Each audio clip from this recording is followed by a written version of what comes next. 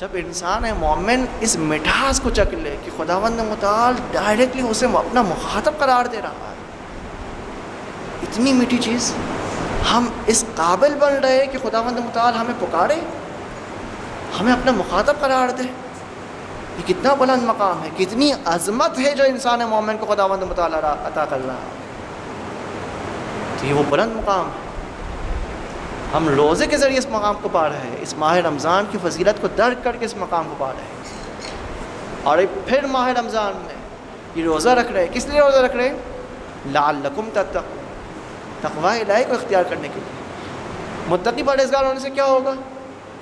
متقی پرہیزگار ہونے سے یہی ہوگا جو قرآن مجید میں ارشاد فرمایا جا رہا ہے سورہ حجرات کی 13ویں آیت، ان اکرمکم عند اللہ اتقاکم. خداوند متعال کے نزدیک سب سے زیادہ کریم، صاحب کرامت وہ شخص ہے جو سب سے زیادہ متقی پرہیزگار ہو.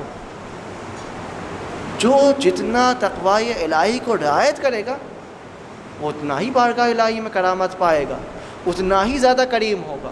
اور جو شخص کریم ہوگا یقیناً وہ گناہ کی طرف نہ بڑھے گا، گناہ کی طرف نہ جائے گا.